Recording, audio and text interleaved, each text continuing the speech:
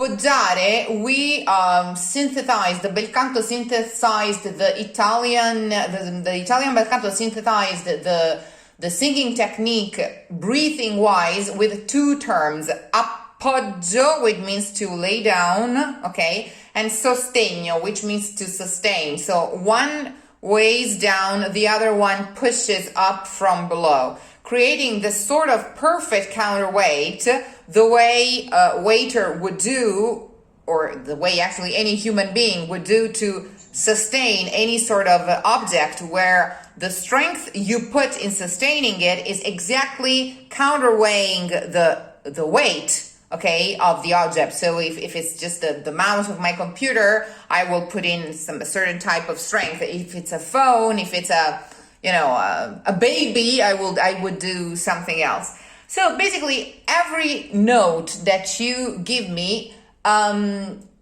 needs some sort of container that is a body, just as for any acoustic instrument. The instrument as a body made of wood or of brass or whatever it is that makes it resound of the voice. The part that vibrates is usually very small. For us, it's the vocal folds and the larynx, which is a cartilage, okay, and it's teeny tiny. It needs just a tiny amount of air. But then the job we have to do is counterweighing the amount of sound that we need, okay? So when you go to notes that are higher, and by higher I mean outside of your regularly spoken voice, okay, that are outside of the range of where you usually speak, what it tends to do is, I don't want to say belting them, because it's not exactly belting, but you sort of match the diction and in the way you enunciate words to the pitch you are singing them onto. Whereas in Belcanto, there is a complete independence of the pitch from the diction and the enunciation of words. The enunciation of words stays the same. Have you ever heard about tenor Beniamino Gigli? Have you ever heard his name? He was a great... I've seen this. Exactly. Correct. I was going to advise to you. You have a beautiful musical culture. So I have read in a book that I always advise to my singing students that after a certain age, in order to get not too much fatigue, he had discovered a very unusual way to warm up his voice and to study. So he would put on headphones with his own recordings in his ears, and he would lip sync, just completely mute, no sound whatsoever. He would lip sync with his own records in front of the mirror, making sure that he was not doing too much with his mouth, so that and that he was not deforming his vowels accordingly with the pitch, the intonation, okay? And so he was constantly singing. Wherever he was singing in pitch, he was always actually speaking in an abstract way, in some known local soft spot of his voice, of his diction, where he felt that he made no fatigue whatsoever, okay? And it was always that the pitch went its own way and the diction went its own way, separate ways, in parallel, contemporarily, simultaneously, synchronically, but each was and stayed independent from another. And this is basically the Belcanto technique. Keeping the diction, the eloquium at all times in its sweetest, most comfortable spot, non-local, non-spatial, and non-affected ever by the pitch that we are singing. Okay? Yeah. And the pitch goes by itself. So I guess that in order to stop achieving that result, we have to make a small vocalise, then I will fix your diction here and there, and we will repeat a few phrases of this, trying to put into work, to put into action what I have just said. This is my suggestion. How about that? Shall we try? I do understand. We do need power, but the power does not have to come from strength, from within us. Yeah.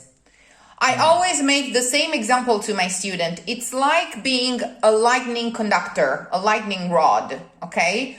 You are not the lightning. You are the lightning rod, okay? And the size of a lightning rod, even umbrellas have small lightning rods on top, okay? The lightning rod is proportioned to the size of the structure it has to protect, and possibly of the lightning it's likely to receive and address. So when we are singing, not by chance in any language, you don't say to make a note, you say to catch a note, because that's exactly how it works. It's like having an antenna. It's like making a vibrating pitchfork on the top of your head. You start vibrating at a certain frequency, and your vocal folds resound at that frequency, but you do not make the sound. You embrace the sound. You hold the sound. So you have to create the right counterweight for the sound and the right,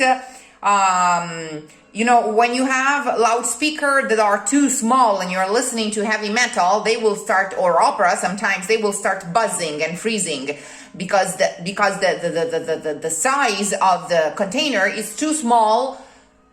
If confronted with the amount of sound and the complexity of sound and overtones and basses and treble and so on. So we have, when we're singing, basically singing is about having a musical thought that is at all time righteously contained and embraced in its complexity and counterweighted by the body that resounds with that thought. This is my singing philosophy. So whenever it's not that we put power into singing, when the singing has power, such as in this writing, because the writing requires a certain amount of power and of actually resistance, I'm going to say, because this is not even Verdi. This type of verismo it's more like a marathon than like a sprint. You need to have a very, very deeply rooted resistance in your body. So when the music has power, we have to be ready and trained well enough to contain it and to give a house to this power. We don't put in the power. The music has or has not power. In this case, the music has power. The music can be very delicate, for instance. So we don't put in the power. That was my point. We don't give music more power. If the music has power, we give it the counterweight it needs to come into existence into our body, through our body, I'm going to say. Okay?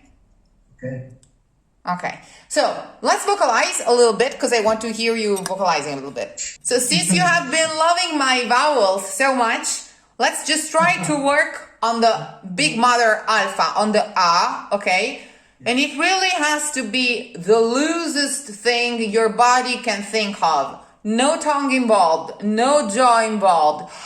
A sigh of relief and a breath of beautiful surprise.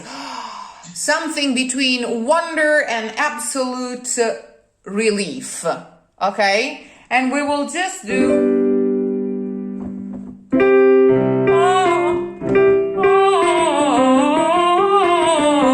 just this. Let that inform you. Let that give you shape. Read it in front of you and stand still as if you are actually reading something. Imagine it and let it fine-tune its own shape.